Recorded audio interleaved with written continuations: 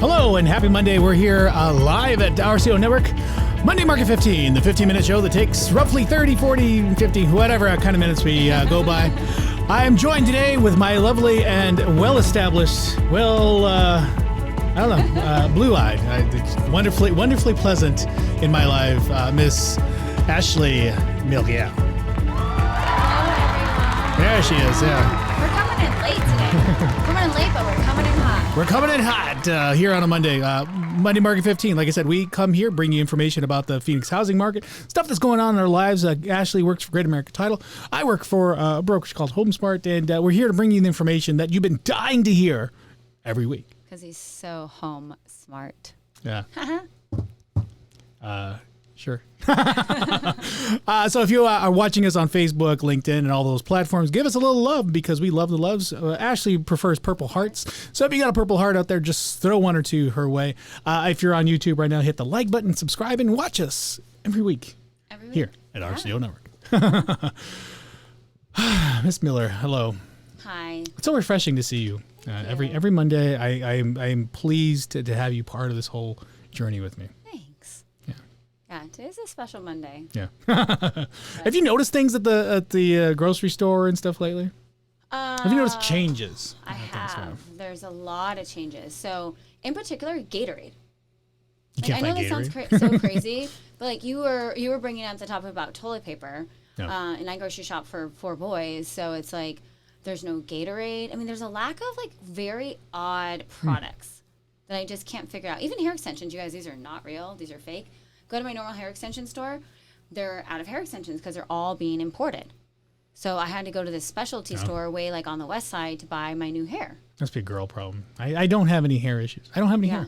If you didn't notice. I don't really either. That's why I wear hair extensions. But anyway, we're talking about the market right now, but it does affect. Our economy is affecting not only our real estate market. Yeah. I mean, it's affecting everything we do in our lives. Supply chain issues are definitely an issue. I'm going to go bring that up as the first topic today. Yeah. Time and time again, solving supply chain issues circles back to one thing, back to housing. Mm-hmm. And so as we're out there, and I don't know if you've noticed, definitely I saw this weekend, I went to Costco, and their little paper section that has the toilet paper, has all the paper towels, just completely wiped out, just gone. You know, and the guy said, hey, we ordered them, and they're not coming in. You know, and so I think people, I wonder if they're back to hoarding. I don't know. I mean, it's kind of got me thinking that. But it's not only just toilet paper; it's other things too. Because you're remodeling houses and you're seeing some supply issues there too, right? Like, well, I don't know if I brought this up last week, but mastic, that's a product you use to put the tile onto walls. Like when you have those beautiful backsplashes, and it was out. And like I said, I had to drive all the way to the east side to pick some up, and the store on the east side had a plethora of it, but every Home Depot in the Phoenix metropolitan area was out. So I'm curious, but just like you brought up toilet paper, I was at Home Depot and I could get a 12-pack roll of 2-ply, by the way, for $3.68 with no limit on them. It's a happy day. I only took 6 because I've got a lot of boys, but I'm very confused, and I think we're equally confused with our housing market. Yeah. I'm trying to wrap my head around it, and I had spoken with a few people over the weekend about some new builds, and they're like, I'm so excited, I'm going to move into my house December 2021, we're going to celebrate Christmas there, and not to like burst your bubble, but you're probably not. Just like this one remodel I'm doing right now, like I'm having a hard time finding the stair toe pieces for stairs when you're putting wood floors in a house. Like I wouldn't have thought that would be the one thing that would have held me back. So really trying to understand, it's a lot of the finishing products, trying to understand where it's going. But back to the home build thing, they're saying it's actually taking an extra 8 months longer to do a new home build. Yeah, I would even go on a stretch and say don't expect your home to be built within a year. Right. It'd be closer to I just closed on a new build last Friday. It took 11 months to complete, and they started that construction, 11 months ago. I was waiting for you to say that. Oh, boy. She knows. We've been spending too much time together. Hey, babe. We've been spending too much time together. We've been spending so much time together, we have nicknames for each other now. I find, too, with the new builds, I was reading most recently that with lumber, the pricing of lumber going up, you can actually anticipate to be spending almost $36,000 more on your new build, which I'm curious. And if any of you guys out there are doing a new build, how that is translating, because if you go in and you're going to buy a home for, let's call it $350,000, but lumber is going up, are the home builders increasing the price? Well, or are they going to take a loss? Once you're in contract, they can't increase the price. As far as the base build of it, if they may try to incentivize and say, hey, we ran out of this tile, we can charge you for this other tile. Right. Go back to the design center. Oh, and the $2 a square foot tile that you bought, well, we don't have that anymore. But we only have this $4 a square foot tile. You have to select from this selection. We have to charge you more. I mean, I haven't seen that, but that's kind of the first thought in my head. The first thing you would think. Because again, with these builds, it's taking as long as they can. They can't increase the price on you because you're already in contract. The contract price is already solid.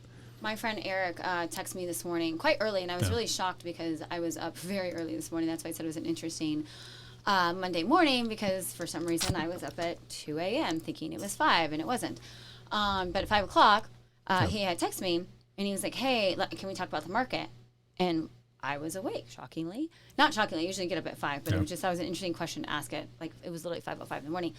And he was asking about the future and the trajectory of our market, and there is no answer. There is no true answer. There's no reason why Costco's out of toilet paper, but yeah, I went to Home Depot and got probably the same thing, 12 rolls for $3 and something. It's searching, it's finding, it's educating yourself. And I love that Eric reached out to me and is asking to be educated. In fact, we have a phone call tonight at 7 o'clock. I'm not even an agent.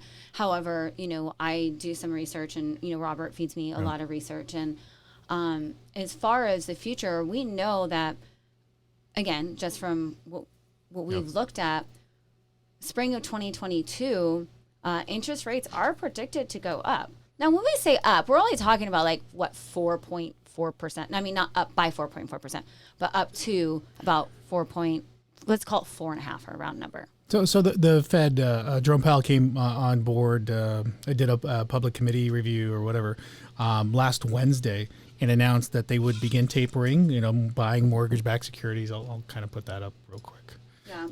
As you can see, beginning of the beginning of the sickness, the government was buying a lot of mortgage-backed securities, but he made an announcement saying that they're going to start tapering on that, but prior to raising interest rates, and in the second half of 2022. What that's anticipated, or what it looks like, if you go, I pulled some numbers. I didn't pull them for today. It's looking anywhere from about 0 to 0.25%. And if you follow real estate, it's the power of 10. It's the 10x effect. So every 1% rise in interest rate will decrease the price of homes by 10. So if there's a rise in interest rates about 0.25%, you could expect a 2.5% decrease in home prices, at least to be qualified for. And it's so confusing because home prices are still going up, but yet we're about to go through, what do you say, forbearances, foreclosures. They're finally, we say finally are going to happen. We've been saying this for a long time. So I'm glad you brought that up, by the way. I have something to show you. I feel like that when this starts to come into fruition, there's going to be a possibility that rates are going to be higher. The housing market's going to kind of stay the same. So are people going to still lose the ability to buy a home that they can afford? And then when these homes do go into foreclosure, up for auction, it's our cash buyers going to come back in. That's the question. I don't know. People with money are buying houses right now because, again, real estate historically is a safeguard against inflation, which we're seeing inflation everywhere. So does it make sense for an investor to park their money in a house and not even have it occupied? Just leave it there, either in land. Yeah, I know. We'll move on from there. We've already gone down that road once or twice before. But it is a good hedge against inflation, because historically, again, real estate prices tend to go up against inflation. But to that point, I do have some stats. I do some numbers. So notice as a trustee, I'll get my face out of the way. You do see an increase from first quarter to second quarter, or is this Q1, Q2? It's Q3. So Q3, you do see an increase right here. Notice as a trustee sale. So this is the 0 to 90 day mark where a notice has been given out to a potential default. So somebody has a mortgage and they're within that 0 to 90 day period, and they've been sent a letter saying, hey, if you don't pay your mortgage payment or get caught up, we may start the foreclosure process. So you can kind of see those numbers, notices of trustee sales go up. which provides proof or evidence, at least in Arizona, that the housing crisis, the rental crisis, the things that everything that's been going on is catching up, foreclosures potentially. And that, let me go a little bit further. So this chart shows you trustee deeds per month. Mm-hmm. So again, same quarter. There's a definite rise in the numbers. Yeah. Comparatively so, I mean, Q1 in 2021, so earlier this year in January, you can almost see a price or a match of number of homes going into foreclosure at that point. The orange marks the reverted back to the beneficiary. So after they were basically the foreclosure process started, got sent back to the beneficiary, where the blue mark is houses got sold off to an investor per se. So you can kind of see just visually that is it increasing. Is it significant? Not so much, because you can kind of see it's kind of flatlined through the last year and a half since we started the whole sickness. You see a drop here from early 2020, and it's just kind of remained stagnant. But is that a sign that things are coming? Potentially, but it's not an aggressive sign yet. It's not doomsday. One of the things I'm in fear of is, so if these folks that are going through financial distress, they're going to foreclose and lose their home, our rental market is not slowing down. And we're not a rent control state in Arizona. There are other states that have like the rent control and all of that, but and it's kind of irrelevant to what it was saying, but I just brought it up. But what are these people going to do once their house does go into foreclosure? Where are people going, and how are we helping them? And I think you have some stats on some places, and not that I'm encouraging anybody to leave Arizona, but I believe that they're more affordable. People are going to start leaving Arizona to go to more affordable probably, states. Q3 or Q4 of 2022, because what else are you going to do? And a lot of people can work from home, and we've had this discussion before. So where are we at with here? This is affordability distribution. So the blue states mean they're less affordable. The darker the blue, I guess the orange are more affordable states. So the top 5 affordable states, the top affordable state is Iowa. So if you're looking at moving anywhere, let's go to Kansas. It's all those Midwest states. Even got Illinois in there. It's probably due to Chicago, but least affordable is California still. I mean, California and New York are always going to be, I think, on the top of the chart. Right. Just high. So I mean, as far as like being able to go somewhere, if you're able to work in a location where it's remote and you can, and you're looking for a house, these might be areas you may consider. It may be out of your zone, I guess. If your family's in Arizona, you're kind of like, But if you're looking for a house, if you're looking to build your wealth and stuff, these may be states to consider. What is your opinion on people? You do. So. Yes. Obviously, building a home is becoming increasingly more. What is it? $2.54 to buy a new build? $2.54 per square foot. Oh, it depends on location, but sure, we'll run with it. What about some of these people buying some land and holding them, and potentially renting until maybe 2024 when the market changes? I know that's kind of like totally off subject, but it just came to mind. So you're looking at purchasing land in the hopes that it will be developed? In hopes that in the future you'll be able to develop on it, because lumber will go down, contractors will be available, and spending that time renting. Yeah, I mean, if you're looking for land per se, I did have somebody reach out recently to ask about that. They wanted to sell their house, build on some vacant land, potentially just park an RV there until they figure out where they can get it. There's still supply chain issues, so you're going to have difficulty in trying to get a manufactured home or whatever kind of home you're trying to build on there. But people are exploring that option. I mean, people are in a situation right now that are a little bit desperate, especially if they're going into foreclosure, and they're looking at options. RVs are picking up. I had a client go buy an RV this past weekend too. It's actually a really great idea. I mean, think about especially having like me having all the boys. Yeah. Buy an RV, buy some land. Land is what, an average? I mean, you can buy land pretty stinking cheap. Not in the valley, outside the valley. I have 2 lots right now in Vernon available for $30,000, $35,000. You guys know where Vernon is? Guys know where Vernon is? Vernon, Arizona. It's up north, where my folks live. It's near the New Mexican border. No, it's near like Snowflake, Shoalo. area. You've been to Show Low? Riding Show Low. Yes, I've been to Show Low. My family lives in Show Low and Snowflake. I like Snowflake. Snowflake. I like Snowflake. Oh, it's still Monday. I'm thinking I'm just trying to think in my head of alternatives. If something like this were to happen to me, right? What would I do? I would say, okay, I'm going to foreclose on my property, or I'm going to try to sell it so I can keep my credit. Buy some land, buy an RV, which is still going to be cheaper than buying a home, and live off the land. I don't know. I'm just trying to put myself in other people's shoes and understand how they're feeling or what they're going through and how they perceive it on their end. Because we see it on our end. Yeah.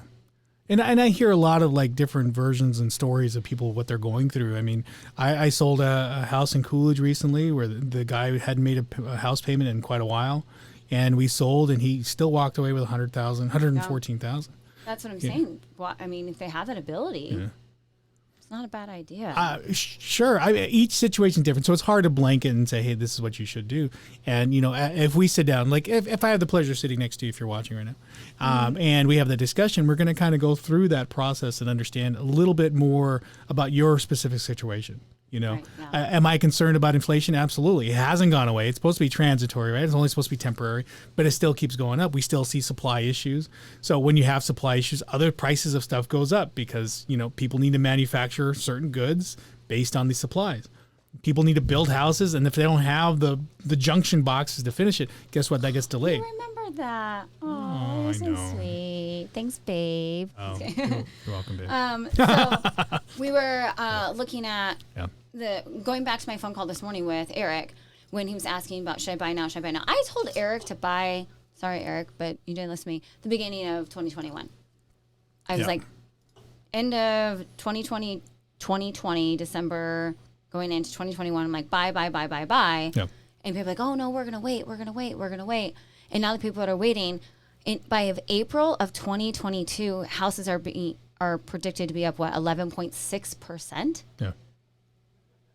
So that's per Zillow, by the way. And I think they have an incentive to keep that going. I'm sure they do, but there's other stats in here, too, that if you go through. If I go back there. This is a good article, and perhaps I could copy and paste this is mashvisor.com/blog/22-real estate. If anybody wants the link, I can post it up later. But, looking at these stats and understanding where the market's going, people just want answers. People just want to know and feel confident in whatever decision they make or rely on somebody else to kind of give them the advice that they need or what they want to hear. At the beginning of this year, I was very much the same way. I was looking for a house at the end of 2020, and I said, you know what? I'm going to wait for the market to crash. At the end of 2020, it is almost the end of 2021. So, and because I was looking at stats and I was looking at things, I was concerned about the eviction moratorium, the housing market, the mortgage moratorium, all those things. And with government intervention, it just kept prolonging things, pushing things further and further out. Stimulus kept coming in, pushing things further out. We're at an inflection point at this point to where I don't know where it's going to go, but I strongly feel that the prices of houses aren't going to come and take a significant sweep down. If interest rates or the Fed pushes up rates at the middle of next year, all it's going to do is decrease the value of your house, and those significant gains are just going to stabilize based on interest rates. Right. So basically, we're going to become stable. So it's going to be a flatline market, and during the next 6, 9, maybe even a year, 12 months, you're going to start to see prices of incomes rise to match that. And so that's what I think that's the goal. That's been the goal of this whole presidential body. I mean, when they first were elected, they were pushing for universal income, UBI, universal basic income. They were pushing for a rise in minimum wage. So what way to do that then to cause inflation? The conspiracy side of me starts kicking in a little bit. So many. Oh, can we go on the conspiracy thing? So, oh boy, did I start about my little brother? Yeah, he's 20. He'll be 21 soon, and he's living with me right now. And he has a job. He's a very great mechanic, and he has a job at Big O Tires. Yeah. Well, I was in Payson, Arizona, and I went through McDonald's. I love McDonald's, by the way, you guys. Hot spice McChicken, add some cheese. How the hell do you stay so skinny with McDonald's? I don't ever stop moving. So They were paying $16 an hour. My brother's only getting paid minimum wage, which I believe was like $13.50. So he has a skill, a trained skill, and he's getting paid $13.50. But you can drive a little bit more north and get paid $16 an hour to take orders at McDonald's. Not that I'm demising either type of choice of career. I just don't understand. Just like Costco, Home Depot, houses here, houses there. Like it's mind-boggling. And the only thing I can tell everyone at the end of the day, even though we do this show every Monday, is you have to go with your gut. Your intuition is your greatest superpower. Yeah, and so my advice at this point is to really be reflective on your situation, to really take into account where do I stand? Do I qualify for a loan? One, and, is my credit good enough to where I can continue it? Can I find a place where I can rent or stay to minimize my debt? Because I see families, and we just rented out a house too.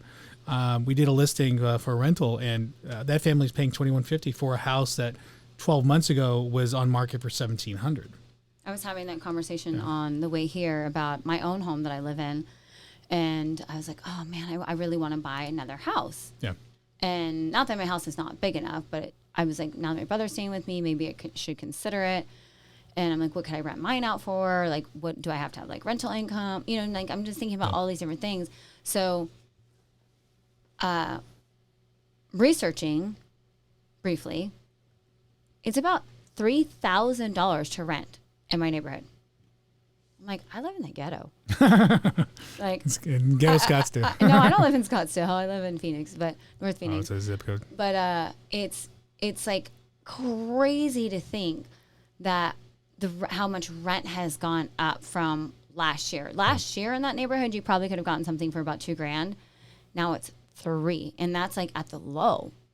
If you're lucky, it even finds a place. So I feel like creating, and I always talk about this, creating Excel spreadsheets, like laying out what can you afford, what can you decrease from your life. That's why I get the $1 McChickens at McDonald's with cheese. They add an extra 29 cents. I'll suck my 29 cents up. But understanding where you are. Better dollar menu. I'm sorry. I like McDonald's. Like, it's really bad for me. People are going to harp on me. It's fine. Understanding, looking up some terms, some mortgage terms. Like debt to income. What is your debt compared to your income? What is your credit? Get your free annual credit report so you can see where you're at. And then another thing that, I don't know, did I bring this up last week? Renovation loans. Yeah, you did. Those are so cool.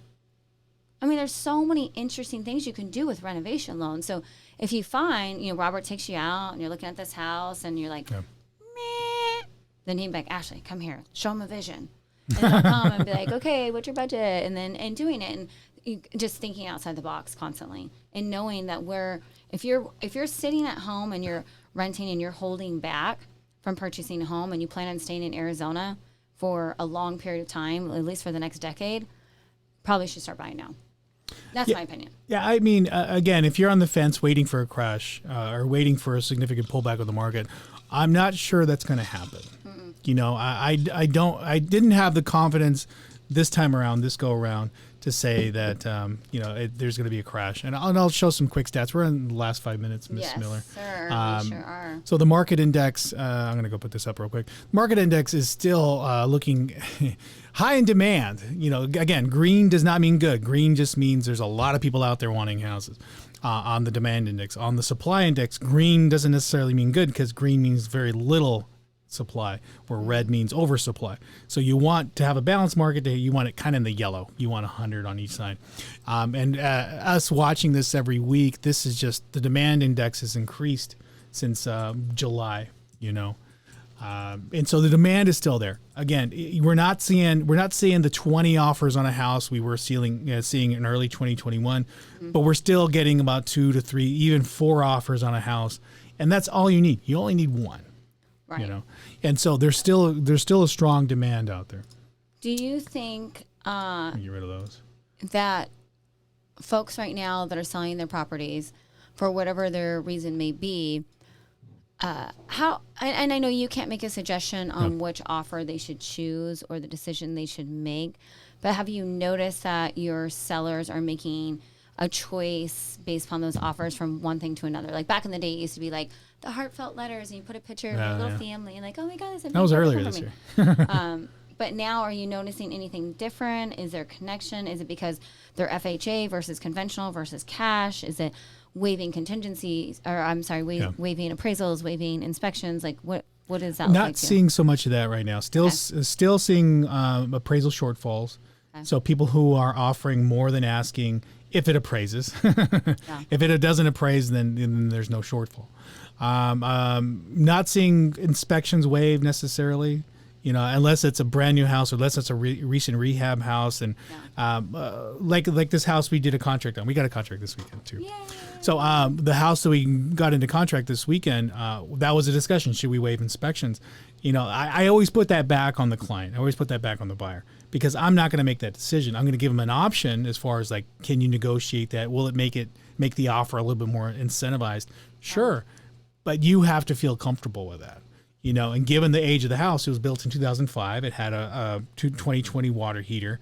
I wasn't able to see the AC unit until the inspection, but the kitchen's been updated and some of the other small updates too. So the plumbing, I wouldn't be too concerned about. It's always a concern because it's a little bit older house, but it was in 2005. It's not a 1950s house where you have to worry about the material used in plumbing.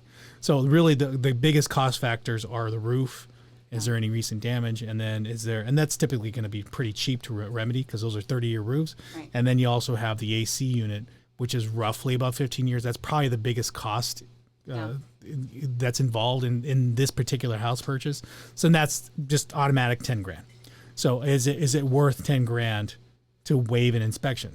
Well, that's my fear right now with people who, such as myself, happen to be quote unquote flipping a home. I just don't like that word. Rehabbing. Thank you for correcting me. Putting lipstick on something. So when they walk through a home and they're like, oh, it's so beautiful and it looks amazing. Well, it's really easy to put lipstick on something and make it look beautiful. So when you see that and you're like, oh, it's everything that I wanted, and then you waive the inspection, that is fearful to me because you can change cabinets, you can change fixtures, you can put new toilets in, a couple of new mirrors, make it look like Pinterest. But on the inside, what is actually really happening? Well, that's the thing on if you have an agent that's with you that basically says, "Oh, this is great. They did rehab work. Let's waive the inspection," and that's an automatic thing for them. That should be a big question mark in your mind. Right. Like, well, when was this house built? Well, it was built in the 50s, 60s. Okay, and you're saying waive the inspection? Well, look at all the updates, and you're like, oh wow, yeah, it's really nice looking. And people, which is astounding to me, people buy it based on looks. I know. Without looking at anything But else. How about buying a house that is based upon the structure, like I was talking about the renovation loans, and then you can add the lipstick yourself. Yeah. So. I will say in my personal situation, I put in a contract about 7 months ago on a house that was built in 2020. Or I'm sorry, 2019. It was 2020. So it was only about a year and a half old. That's different. And so I'm like, let's just incentivize my offer by waiving inspections because what am I going to... It's new. Yeah, what am I going to really find? I mean, still have inspections, but meaning that we're not going to ask for any repairs. Right. And I guess I should clarify by waiving inspections. You don't want to necessarily waive inspections. You want the ability to walk away from a house if there's something significantly wrong with it. But accepting it as is in the current condition it's in, I felt comfortable as a buyer myself, not giving advice to anybody, but as a buyer myself to waive and take the house as is because I felt that it was kind of new to be really screwed up. One of the things I love about you and I is that we are current home buyers. We are going through this experience with ourselves, with each other, with our world. So we're learning equally as well as we're educating. Yeah. Versus other people who are out there throwing out all these stats. Like I my list of stats. I just got my list of stats out there. You know what I mean? But we're experiencing it. We're feeling it. We're in the trenches with it. And I appreciate you sharing your experience, and I enjoy sharing my experience because we have a little friend with us. We have a friend with us here. We have an assistant. But I can tell you that I do believe if people are sitting on the fence waiting, they need to really map out what they really want because I don't think things are going to change the way that everyone is anticipating. Yeah, the thing with buying a house, it's going to be your house. If you can make the payment and you're not overexerting, you're stretching yourself, you can make the payment and it's comfortable. I finally got into contract on a house. It's $500,000, a little bit more than I wanted to spend, but the payment is acceptable. It's very comfortable. It's not. We're putting 10% down, right. So it's very comfortable. And I told Violet, I'm like, I would rather. Because we put a contract at list price. Okay. You know, we weren't 40, 50,000 above list. You know, but you got it, and that's we got it. Very comforting. But to know to that extent, hey, can I manage this payment for the next 2, 3, 4 years? Yes. Can I anticipate that this market's going to correct in some way? Yes. And it's a home for me. I'm not moving from here. Right. I'm not moving and leaving and just, it's not a car. It's not depreciating. So I am accepting the home knowing that this market may change and comfortable with a payment. But that's my particular situation. I've been across people who extend themselves so much that they just want the house. They're not thinking about the payment and they overextend themselves. And then when there's a little downfall, maybe some lost time at work, maybe, maybe they got laid off. They can't manage it because they just, they overplayed their hand. Well, we're not going to overplay. That's right. I've always had my poker face on. That's right, babe. Thanks, babe. So just a couple more stats before we go. We're a little bit over time, like usual. Sure. Month supply is still steadily increasing. This is pretty normal, though. You will see an increase in supply come November, December. We're in the kind of winter season. It's just a natural thing. We pick back up. We start decreasing in supply come January. So there's a natural kind of market cycle. So don't get too excited. I still think we'll be strong, though, for buying and selling during November and December. Yeah. That's just my opinion. Well, yeah, there's definitely still people out there looking. Again, days in inventory, we're looking at about 22 days in inventory. So basically, if we stopped listing houses today, we'd have about 22 days of inventory, and then it would be zero. We'd have nothing on market. But that's steadily increasing too. So that means that that may be overpriced houses that are taking a little bit longer to sell. There's a couple different varieties or different situations or explanations regarding that. But days on market indicates that houses are lasting longer or staying on market longer. And I think, that's it. That's all I got. That's all I got for you today, miss. I love it. I like the coloring. Oh, you like the greens and the orange lines? So you did bring a special guest today. She was kind of quiet in the corner. Yeah, I know. Can you see her? Let's see. You can kind of see her, yeah. Say hello. Yeah, no. She is locked and loaded. Cameron. There she is. Oh, boy. But if you want to bring your special guest down here to our studio network, Studio 110, you can do that too. But I must say that I appreciate you coming down here every Monday, Miss, and sharing these thoughts and ideas with us here at our studio network. Miss Ashley Miller, Great American Title. Thank you all. Here with Rob Morales, our studio network. We'll catch you guys next Monday. We out.